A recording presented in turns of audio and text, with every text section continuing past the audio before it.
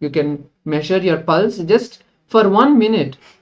Just place your fingers, and every time you feel that pulsating feeling, you can count it as 1 and verify the number if you don't have a BP meter or a smartwatch.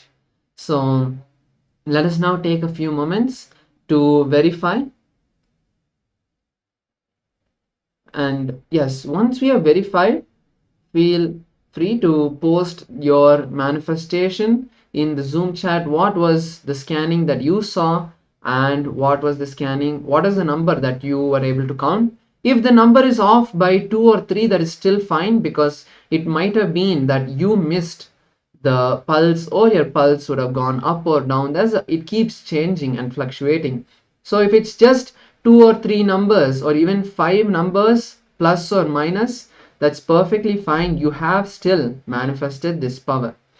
So with this, we'll now be moving to the next session. So we'll be having a short break. So once you have finished verifying, feel free to post the message and quickly refresh yourself, share your experience in social media, and be seated. And by the time, we'll be starting the next session. So see you all after this short break. Thank you. Nityanandam. Shivoham Om Nityananda Paramashivoham Om Nityananda Paramashivoham Om Nityananda Om Nityananda Paramashivoham Om Nityananda Paramashivoham Om Nityananda Paramashivoham Om Nityananda Paramashivoham.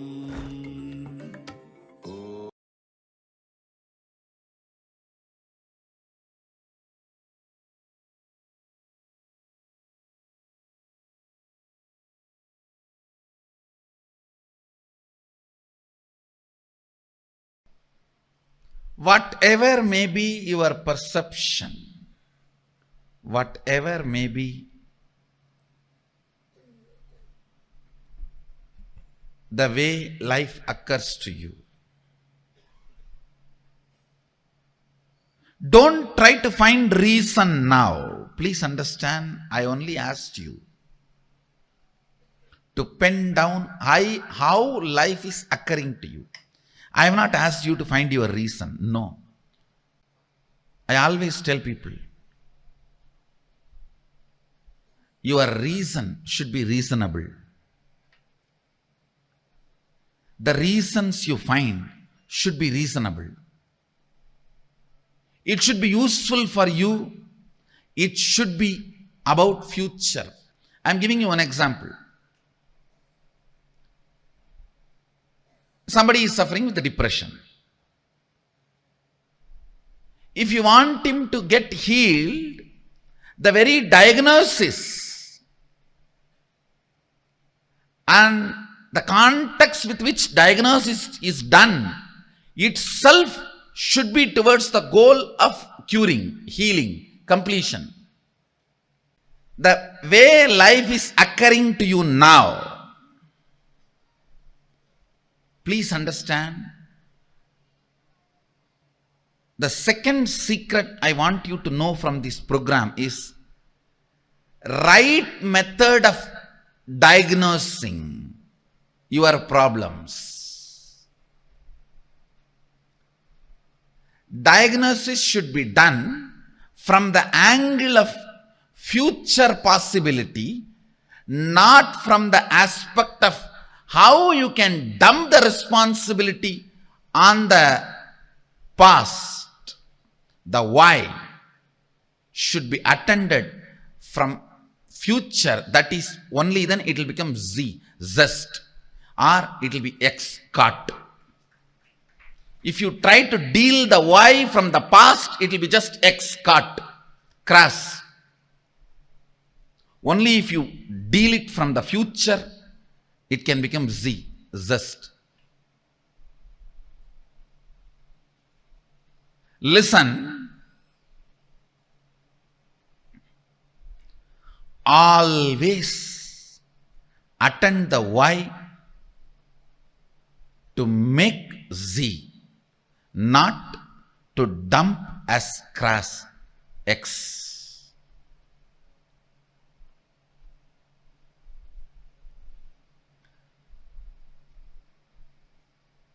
Depression. If the simple diagnosis can be done to a depression, any depression has to attract the high energy. It's a simple logic. Whether in the water body or in the weather, if there is a depression, there is going to be a fulfillment. I tell you, most of the people enjoy your problems because only when you have a problem, you will be dependent on them. By and by, you yourself start enjoying it. Because with problems, the infrastructure you established seems very useful and fruitful. You look very brilliant. When the problems become redundant, the infrastructure you established looks redundant. So the time you spent on all that looks very redundant. Just to make your past worthy, you go on making your problems relevant. Listen carefully. Listen carefully. There are at least, I can give you one example.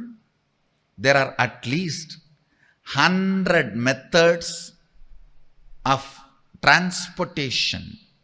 More convenient, comfortable methods are already available without using the roads and petrol, diesel, the oil. Without using the oil and road. At least 100 methods of transportations are already available.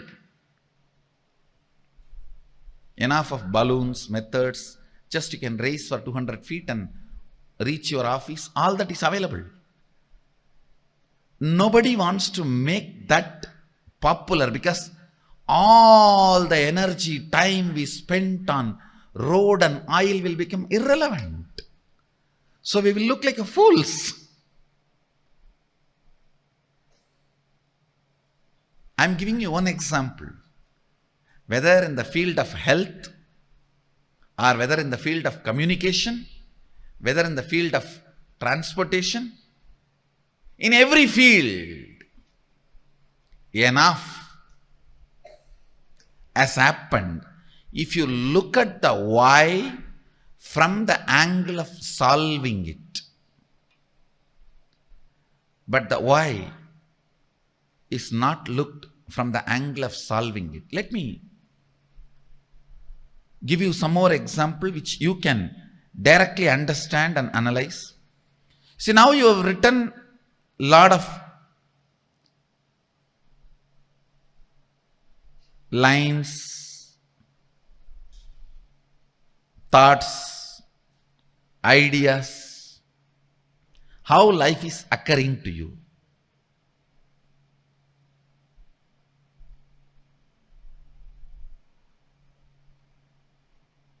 You always think, I know the problem, I know the solution, only I don't know how to execute it.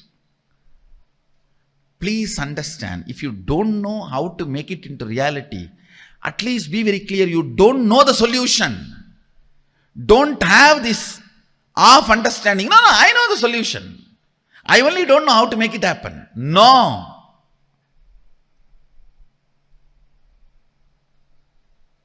That is what I call consolation out of confusion. Trying to console yourself out of confusion. Understand, till the result happens, effort cannot be called as effort. Till the effect happens, effort cannot be called as effort. Somebody came and told me just few days before, one of my team lead person, I am putting so much of effort, result is not happening, Swamiji. I said, no. Be very clear, till the result happens, what you do cannot be called as effort. Don't have the wrong diagnosis, wrong reasoning. Wrong reasoning is delusion. Wrong reasoning is suicidal. Wrong reasoning makes you feel you are stuck in the life. The first step, seeing how life is occurring. The second step, next step, always look at the life, perceive the life, understand the life, reason with the life from the context of making it as you want.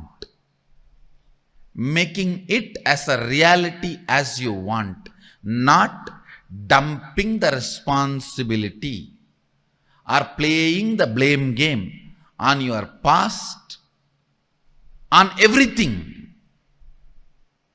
We can blame everything, including ourselves, and say, this is the way it is, what can be done? No. That is what I call suicidal.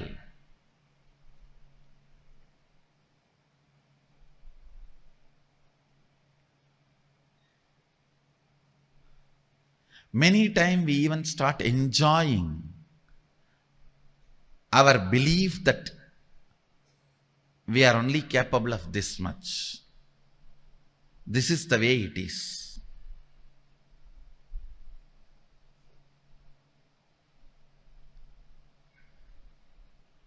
I'll give you an example.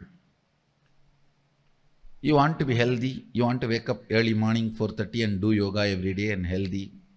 Is there anybody putting you in prison and tying you with chains on your bed at 4:30? No. But you enjoy. I can't get up at 4:30, you see. I tried my best. I had enough of alarms, yoga mats, shoes. I watched tons of yoga videos, gymming videos, workout in 10 minutes, 6 minutes for 6-pack, 8 minutes for 8-pack, 10 minutes for total workout. All these videos I watch. But you see, I can't get up in the morning. And you start either getting comfortable or give up, or even enjoying your inability. Please understand.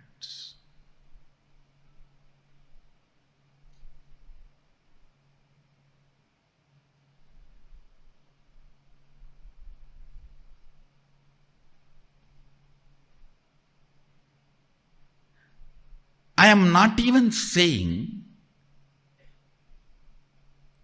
you need to put all your effort. I want to make only this statement as essence of this session. If you can start looking at the whole, analyze each and every situation from the angle of manifesting it as you want,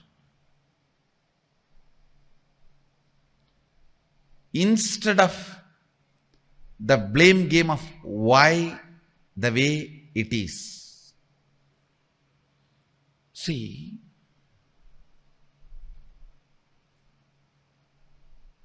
when you look at why the way you think, why the way you act, why the way you talk, why the way you feel, why the way you exist, the way you exist. If you feel tremendous pain, inability, you are only enjoying, entertaining blame game, putting the blame on the past.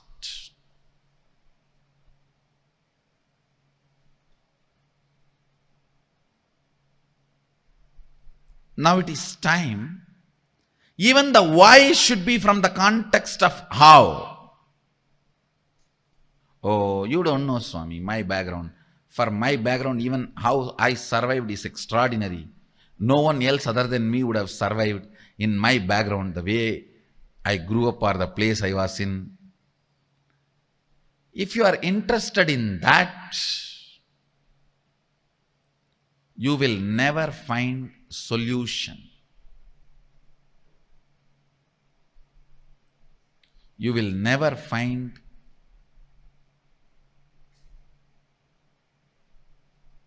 the life as you want. You will never find the reality which you want to manifest. If you want to conquer the life, that's why I use the word conquering life for this program.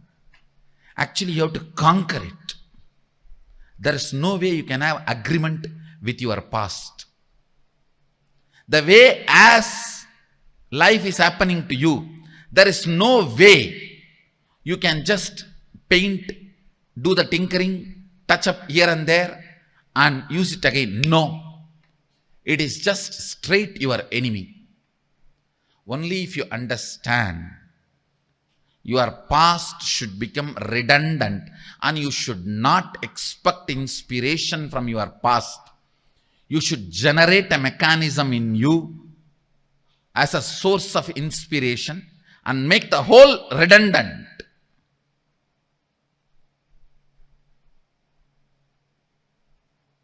The whole should become irrelevant. Only then conquering can happen to you. Please understand, the spirit with which you need to approach whatever way the life is occurring to you is conquering. Not adjusting, not manipulating, not withdrawing. The way the life is occurring to you, you just need to conquer. That's the only solution.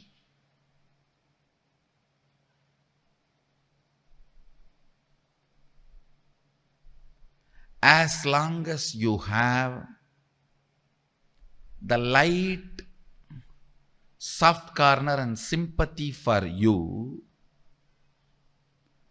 and justification about the way you exist, conquering is not possible. I am not asking you to be angry with your past. No. I am asking you to be ferocious with your past. Be ferocious with the way your life is occurring to you. The way you approach your life should be the attitude of conquering. Not angry, but ferocious. Not angry, but ferocious.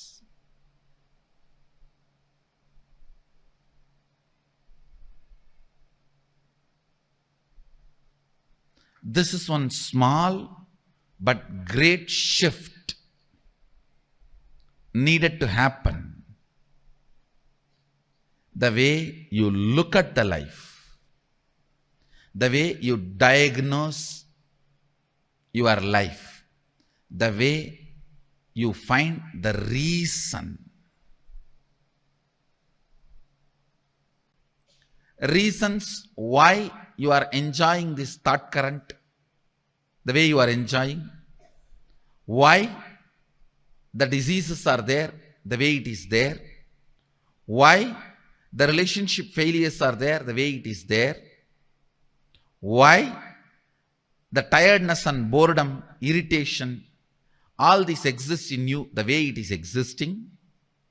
Why? Ask all the whys from the angle of solving it, not from the angle of blaming it.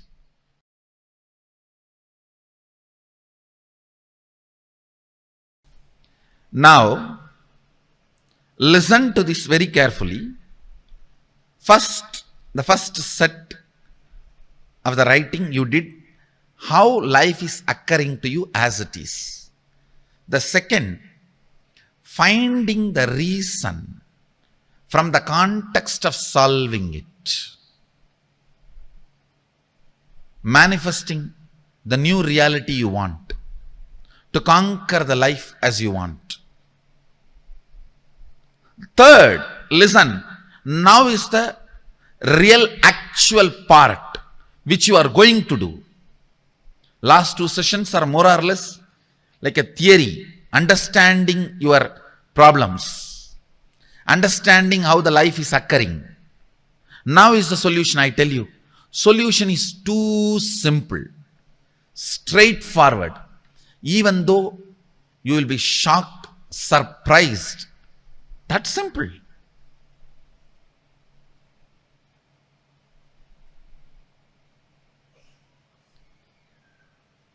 Because you don't practice, some solutions look very simple. Please listen. Some solutions look very simple because you don't practice.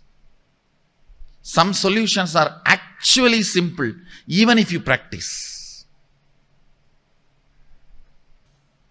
The solution is your will.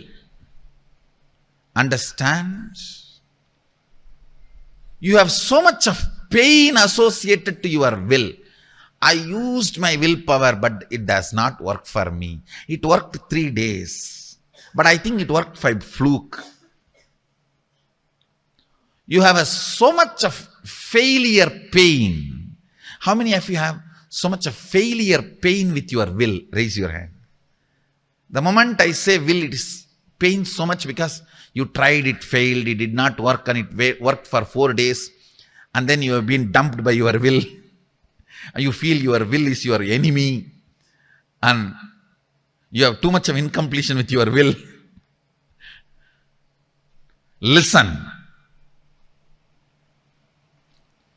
Drop all that stupidity. Even those things are some of the wrong diagnosis you have done.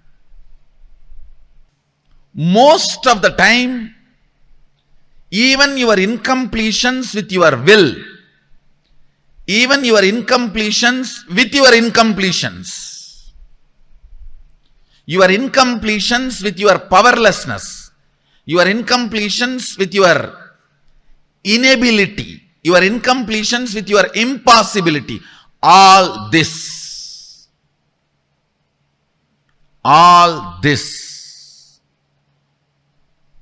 are wrong diagnosis about life.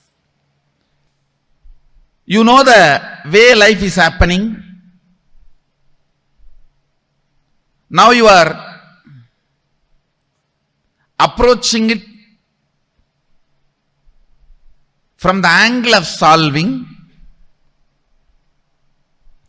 trying to find reasons from the angle of solving. Now I am giving you the exact precise solution. Listen carefully. All the feeling impossible,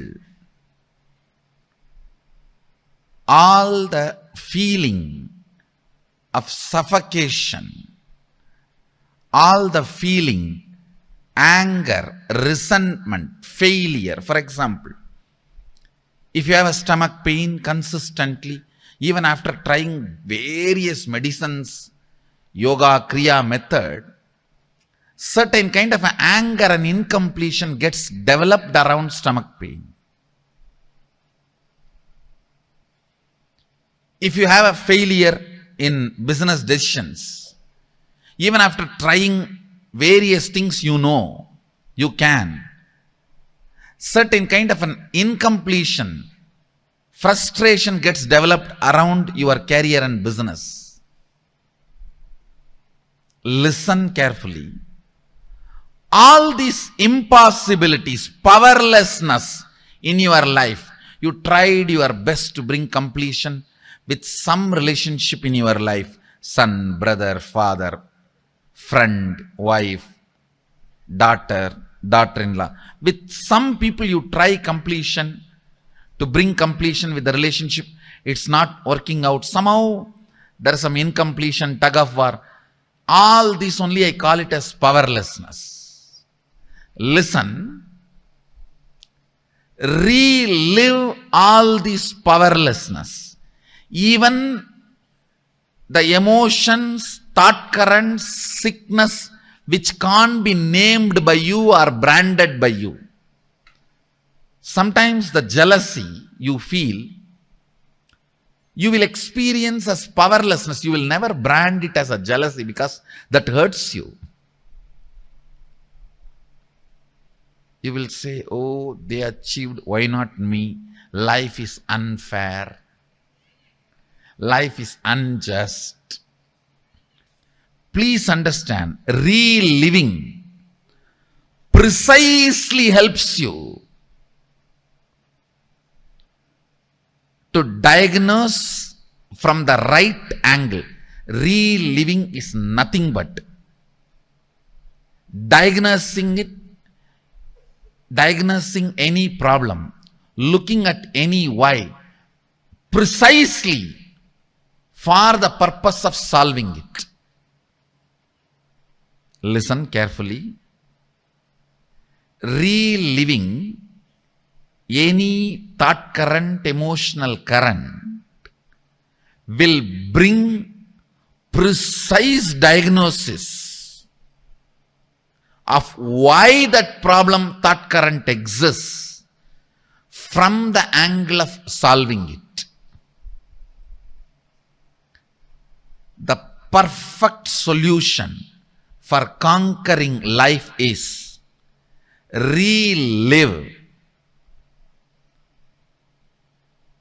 the suffocations, powerlessness you carry and declare with all your will, you are going to create the reality you want. Please understand, it may look too simple, but it's a complete package. Whether you want to get out of your headache or you want to become enlightened, this package, completion and manifesting your will, is complete enough unto itself. Create the intense will to manifest the life as you want. Tell yourself and the universe your intention, the way you want to exist, the way life should occur to you.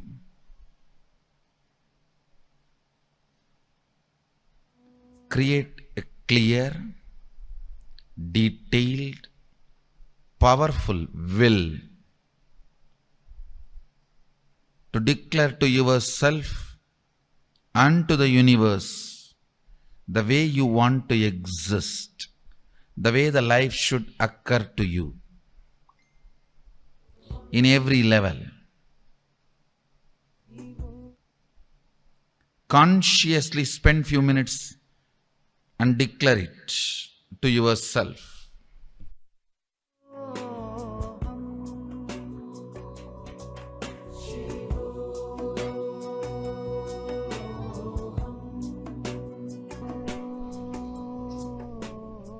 Powerful will with your declaration to yourself and to the universe.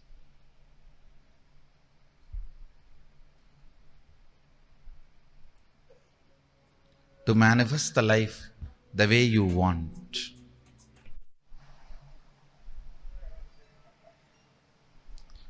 From the space of Sadashiva, I bless you all.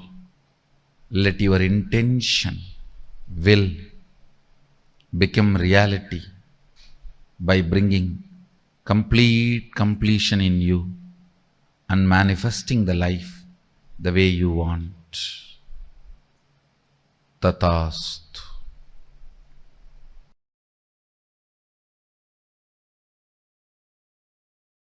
For manifesting them into reality, what we wish to do, what kind of the visualization that we have to brought into? See, what you want, command it with your will. Please understand one thing. All of you listen. Your will is the umbilical cord connection between your individual soul and the cosmos. If you shake your individual soul with your will, cosmos has to shiver, because it is connected through the spiritual umbilical cord, your will. I don't know how many of you read in Puranas. A yogi sits under the tree and starts meditating, creating certain will to get that boon, and Indraloka burns, Devaloka shakes, and Indra has to run, Brahma has to run to attend. It is true. If you sit here and create a will, if you can shake your individual soul, your individuality with your will, naturally you will make the cosmos shake, move. Visualize very as clearly as you can what you want as your life, how you want your life to be manifested, and will it. Understand, when you will, multiple energies in your biomemory, in your muscle memory, in your system gets integrated to that will. Actually, you have multiple energies inside you. Unfortunately, all of them are in their own direction. Even complete you do not know what you want. Because morning you told yourself you want this. By noon you already changed. By night it is different. By the time your first order reaches from head to toe, there is a second order. By the time that reaches from your head to toe, your desires have changed. Even you as whole do not know what you want. What is will? Just executing your intention? Please understand, here, when I am using the word will, I am not even going to the step of executing. I am only asking you, will it, means declare it. What will happen usually when you declare, your own internal energies get integrated. That's the actual first step supposed to happen in you. Then the execution will happen not as you usually imagine. You struggle, make 10 project plan, scratch 9, sometimes 9.5, and then rebuild, and in this confusion get tired, bored, and sick, curse everyone around you and you.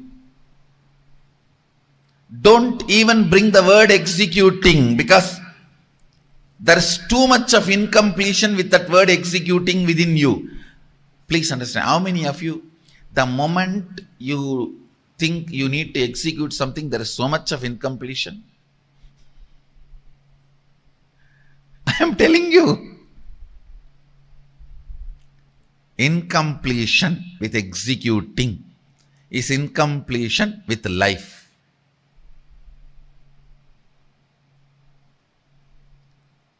I know it is there. I know it is there. That is why I am saying don't even bring the word executing. Will is powerful enough. Will is powerful enough to integrate, then it is capable enough to manifest. Maybe a little bit of your cooperation is required, but you may not need to do this whole executing exercise. Most of the time your execution exercise is almost like fighting with yourself. Fighting with yourself. Pranam Swamiji. I'm really grateful to Almighty for having brought me here. My question is based on yesterday's. My question is based on yesterday's deliberation. I just be very specific in my question. How to ensure that I'm correct in my analysis of the problem, identifying appropriate reasons, and please understand. Could you? How much ever you analyze in the initial level, you will be analyzing only to a certain limit. But with more and more completion, your analysis will become more precise. When your analysis is complete, the problem will not be there. Yesterday I was telling, the moment you diagnose rightly, the disease will disappear. It is one of the technology from Ayurveda. Same way, the moment your analysis is perfect, the problem will disappear. So, how to know whether your diagnosis is perfect, your analysis is perfect? The more and more problem melting down will be the signal through which you can know more and more your analysis is right. So how to sharpen and strengthen my will and determination so completion. that... completion. How to go about, that's why. Yesterday I was giving you the process. Every night at least sit 21 minutes to relive all the suppressed suffocation, powerlessness of your life. Just 21 minutes, allow that suffocation consciously to come upon you. Relive. Reliving is the most powerful way of relieving. Completion can bring completely new energy into your neurology, into your whole system. Completion can bring completely new energy in your very frequency, in your very aura. So solution for the problem you are asking is everyday completion. Spend at least 21 minutes before going to bed. You can sit in the bed and allow everything to come up and relive. The reliving relieves you. Please understand, only to the people whom you are serving, your clients, your customers, whom you are enriching, should be your boss. Be your boss. I tell you, consciously, you will be complete about life. If you are working for somebody, you will learn only one thing: to give your time. You will never learn the taste and joy of what it is to give your energy along with your time. You will give your energy along with your time only if you are going to be the ultimate beneficiary. If you are going to be the ultimate beneficiary, only then you will put your energy into your time. Otherwise, that's that 9 to 5, especially these government jobs in India. I don't want to talk about it. But you read from my face.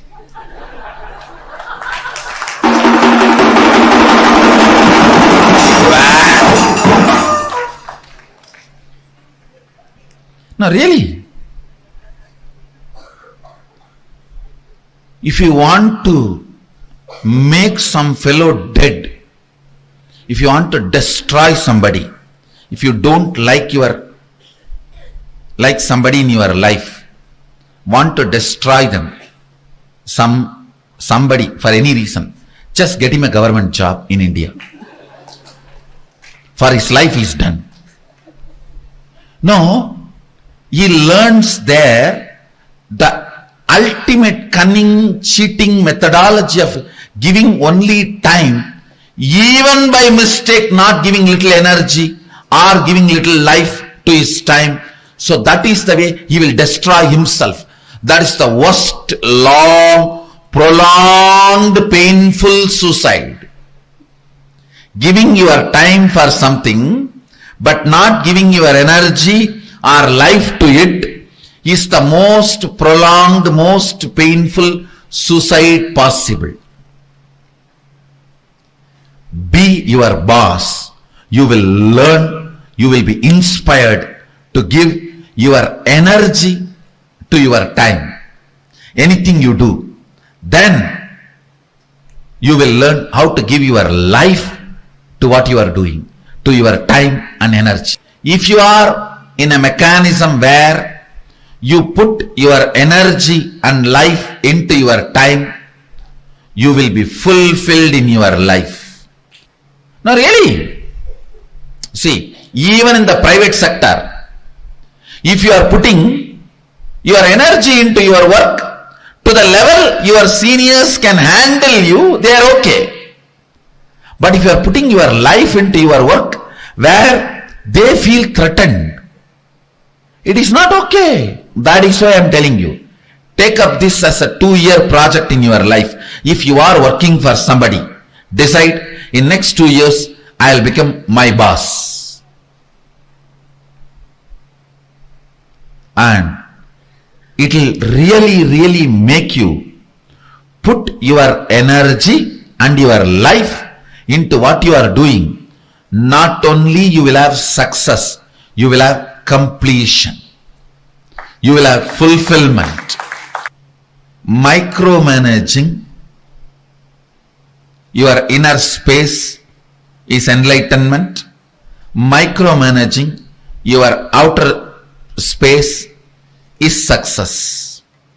Both will happen to you if you are in a mechanism where your time and energy is not separated. I tell you, even the people who hire you, if you put too much of energy and life into what you are doing, which they are not able to comprehend, they will feel threatened. Your great work, your boss will feel threatened. Because that is the whole setup of hiring and firing mechanism. Hiring and firing mechanism. I tell you, take up this one truth in your life. I am 100% guarantee, 100% sure you will only appreciate me for giving you this advice. Never you will blame me.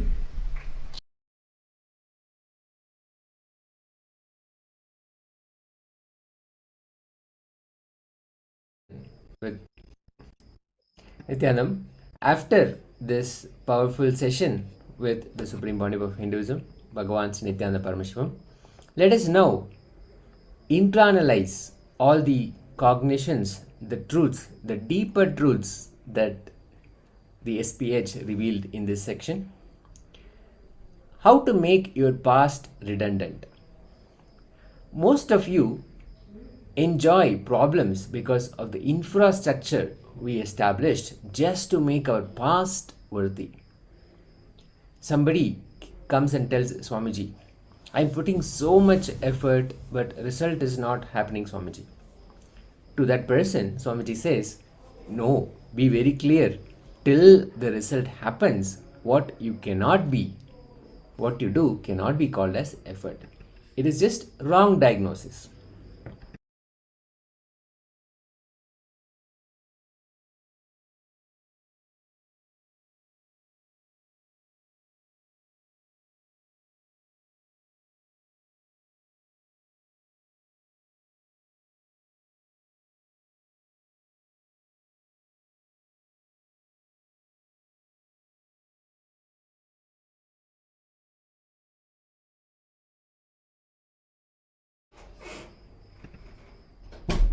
Nityanam everyone, sorry for the technical glitch.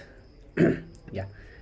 So now, see, today we are focusing on learning the listening, and through the science of listening that Swamiji is teaching, we are ultimately going to be manifesting the life the way we want to have in our life. Okay. So everything that we learn here, it is ultimately one goal is to make you manifest what you want as your reality. Okay. So this discourse that we listen is from the webinar called Conquering Life, and Swamiji gives various powerful cognitions and technique on how to conquer our life. And today what we are seeing that we are learning about the listening, how to listen to ourselves and how to listen to others. And one understanding that we come that unless we are learning to listen to ourselves, we cannot have any success in life. Understand? Unless we are ready to listen ourselves, will not have any listening to others, neither we will have any success in our life. And it's very important for all of us to start listening to ourselves. We, or rather say that I am the most closest to myself, and if I am not listening to myself, what actually I am going to be doing it. So we come to this understanding that if the listening is not happening, the reason is the past incompletions that we have in our life. And through this session, again, we are going to be looking at from a different aspect in our past and bring completion in that one. So most of us, we get into somewhere or other, we get into this attitude where we start enjoying our problem because the infrastructure that we created just to make our past worthy. Understand, only if we understand that our past should become redundant and we should not expect inspiration from your past, conquering can happen. So if we want to have the future as we want, and that is what it means, conquering the life. And that is only possible if we allow our past to become redundant. The solution for that Swamiji gave as the will, which all of us have. But all of us have so much of pain associated with our will. So many times we take the decisions to do certain things, and for few days we do have inspiration, we continue to use our will, but suddenly certain situations come and we completely drop it because we have so much of pain associated with will. Our will has literally been broken by us. So what we are going to do, we are going to heal that and again use the power of will to manifest what we want. So as a part of the assignment, you are first going to pen down all your problems one by one. So all the problems that you remember, pen down all of that. It can be as simple as today we are working on listening. So we are what we can do always, that we can look into the problems related to listening itself. Let's say your body says to drink water. Okay, many of us have the habit of not drinking sufficient amount of water. So let's say your body always reminds that it needs water. You get that signal also, but you ignore it. You do not listen to it. Your body knows that this food is not good for you, but you continue to eat it. Your body knows that alcohol or any kind of such drinks, soft drink or the alcoholic drink, are not good for your body, but you continue to have it. Many of you would also be knowing that non-veg is not good. Many of you will come to this conclusion that fast food is not good. Your body will be giving the signal, but you will not listen to it. So understand, this is where you do not have the listening. And many times you would have actually tried stopping it also in your life. Means you use your will that, okay, this time I am making the decision, that I will drop eating fast food. And after a few days, or maybe like suddenly you go outside and you see all the nice pictures of the fast food, the nice advertisement, and you again fall to it and you start eating it. And this way your will again breaks and you start carrying the pain with this will. Yeah, last time also I decided, but what happened? After 4 days I started eating. So this is where you have pain associated with your will. So next time when the body says that, hey, do not eat the fast food, you will not even create the will again to stop eating fast food. And this is what we are going to do, completion. But in this way you will see many such things will be there. Maybe you want to do yoga, puja, other spiritual routines, or you wanted to go to gym, or you wanted to go for running. Like that, many such things will be there which you wanted to do. Your body has been asking, you have been asking, not just the body, but you yourself have been asking, hey, this is how I want to design my life, this is how I want to schedule my day. You schedule in the morning, but after 1 hour you just forget it. Means you are not providing listening to yourself. Your being, your mind, or let's say your own body is asking for something, but you go on ignoring it. You are not providing listening to it. So all this problem, write one by one. Okay. And once you have written, relieve all your problems, suffocations, precisely. Okay. But look at the why of each problem precisely for the purpose of solving it. Okay. So this is a very important point. Let me project this slide also. See, many times we look at the problem not from the angle of solving it. We have a very common habit. We just enjoy that problem. We have all sorts of logic of why this problem is existing, why I have it, why other do not have it, or that person also has it, I also have it, everyone has it. So there are many ways we look at our problem. So you are not going to look at your problem that why it is there in your life, or why it should be there, or why you cannot get out of it, but rather you are going to change the way you are seeing it. So this time you look at the problem from the angle of solving it, with the purpose of solving it. This is a very big difference, looking at the problem and looking at the problem from the angle of solving it. And this needs our attitude change. We have to make this shift. After this, the third step is going to be then declare with your will to yourself and to the universe to manifest the life the way you want from the space of Paramashiva. So all the steps are important. Start from step 1 to, let's say you start with the 5 different problems. Okay, you can have all the problems written. You just note down all the assignments. We all know that we have so many problems in our life. So once you start writing, the pages will fill. So pick up few problems, start writing it, and then relive your problem suffocations from the angle of solving it, and then use your will again. Understand, will is powerful enough to integrate all the different energies, make them integrated and flow towards one goal, one purpose. So all the various angle that you think of problems, your will has power to make all of that redundant. Even if you feel that you do not have enough energy, understand your body can manifest that energy, make it happen. If you think you do not have intelligence, it can give you intelligence, the right intelligence that is needed for that specific goal to be achieved. So do not underestimate the power of will. It can integrate all the different energies. So please start writing. And if you need any help with understanding about any of your problem related to listening, you can write it down that also. I request all the participants to keep the videos on.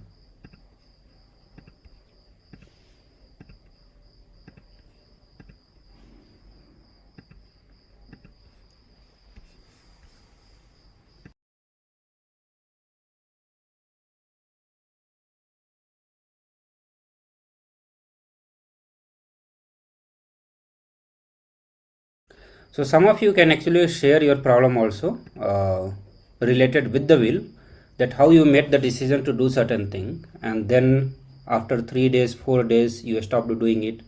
You again made the will after a month. Again you started living it. Again after a few days, again it broke.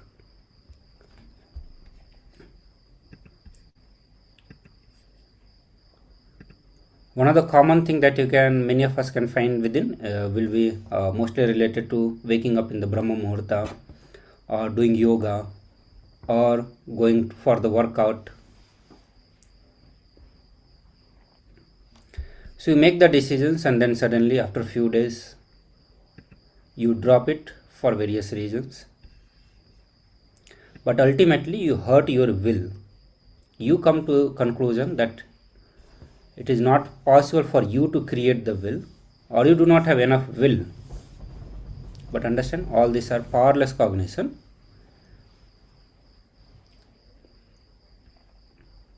Yes, please start.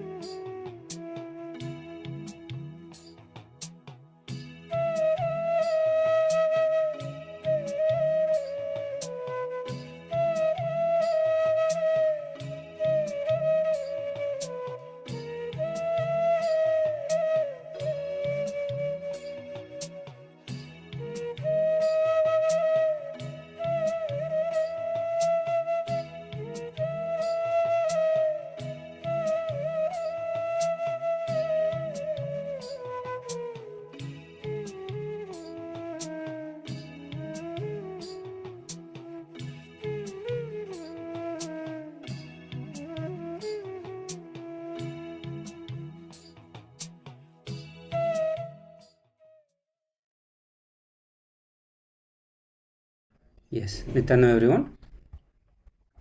All of you please come back.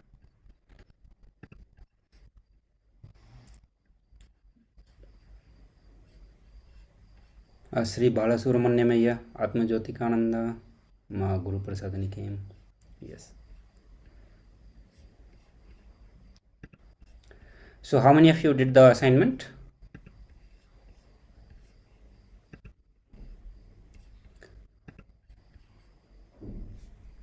So some of you can actually share where you missed the listening, and because of that you damaged your will, or you started having a lot of pain with your will.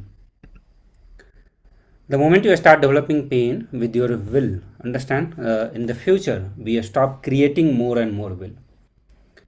And we all know that for any work to happen or for anything to achieve in our life, we need the willpower. Will rather than power, we need will in our life. So it's very important that we do heal our will and make it again strong and start using to manifest the reality of our life.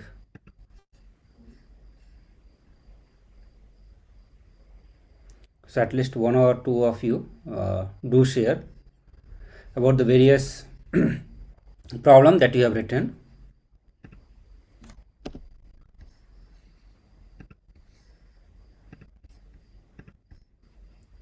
Also in this round we are going to have the power manifestation, the power of body scanning. So very soon we'll get ready to start manifesting the power of body scanning.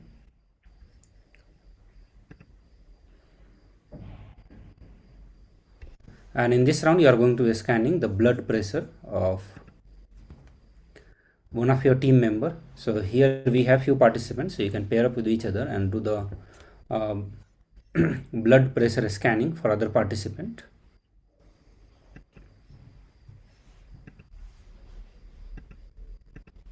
Yes. So let us get ready for the power manifestation, and please sit straight. You can pair up with one of the participants who are here in the Zoom room. So whoever is present, you can raise your hand and pair up with another person so that we know who all is. If you raise your hand, we know who all is available here.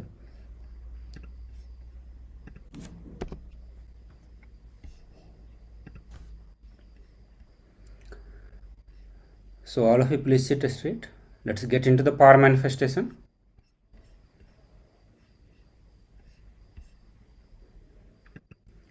Let us all get ready for the power manifestation. Close your eyes and visualize Swamiji in your third eye.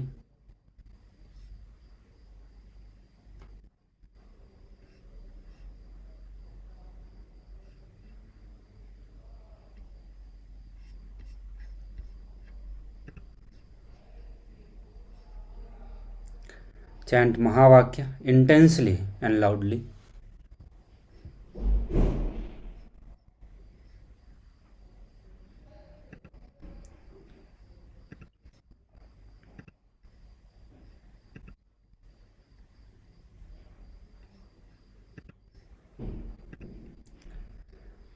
Visualize Swamiji in your third eye and chant the Mahavakya intensely and loudly.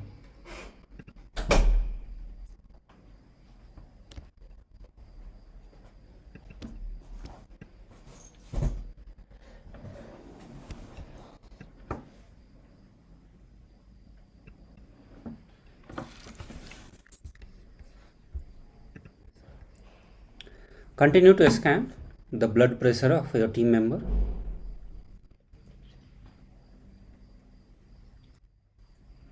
And chant Mahavakya.